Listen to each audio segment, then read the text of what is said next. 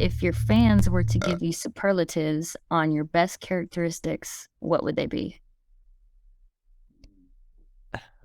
As a big fan of the band for myself, We're so big. I think George is the cute one.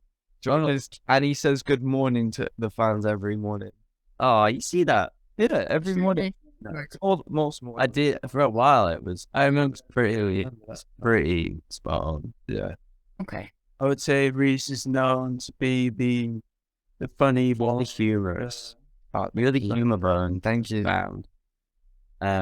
You also do slap the bass. Like, I know you said that like with them, but you do actually kill the bass.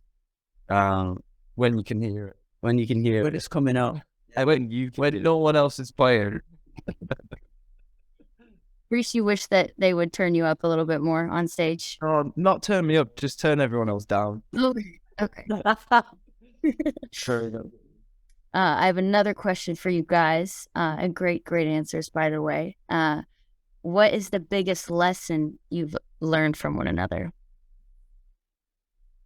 From one another, I think that we're very lucky. You know, I don't know how anyone could be on their own in this world, because it really is such a lonely world. So to have each other is like the biggest, thing we can give to each other. We're all going through the same experiences, and it just makes the whole thing more, it's such a rubbish word, but it's just more fun.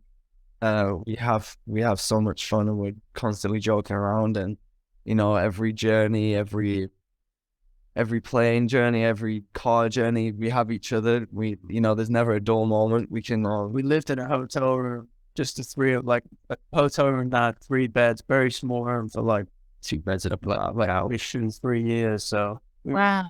together literally for a long time. So we know each other inside out, and we're the luckiest. I do actually have another question as well for you guys, because you've been talking about sharing your experience and storytelling and kind of what that means for you. And I really love the lyric that you say, our footsteps brought us here, as if it was your footsteps that brought you there. What is a lyric that you love, that you feel like says so much in so little in one of your songs? For me, I've said this a few times, but in our song "Call Me a Quitter," the second verse starts with maybe she's becoming part of the furniture, and I think that really sums up the song in so many ways. How it just feels like, it's just you're getting used to it now. It's not, it's just part of your day to day. It's not like, oh, that's a brand new couch I got. It's just the couch, So it's I think that song in general is very, very close song to our hearts. But I think that lyric really clears it up in so many ways what the song's about. So that's mine. So mine would be probably just from getting better, just the first line really. Got to remember it now. It's getting better all the time. I got no pressure to weigh on my mind. I think that just really kind of sums up the moment when we wrote that song, how we were feeling, because we literally had written all these songs that people had thought would be the first sort of things that people would hear from the second album, and we were just kind of let's just write a song, just have fun, and that was the kind of thing that sort of flowed out from us as soon as we sat down and wrote the lyrics for it. So I think that kind of, I think it kind of is self-explanatory, and it felt so good at that moment, and it still does when we sing it live. So I think that kind of is like it. We don't have any other songs, do we?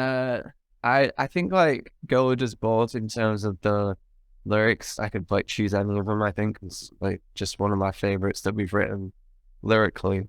But I think there's so many things that artists write about girls, and it's always their eyes or their hair. It's but my favorite is in the second verse, and something was I want a trivia genius who knows everything I don't. I think that's really Well, Yeah. since I will only know. Yeah. I just think there's like, it says a lot about us that we want a trivia genius. We're nerds. You have your priorities straight. Yeah. Awesome. Well, thank you so much, guys. Thank you. Thank you. Good question.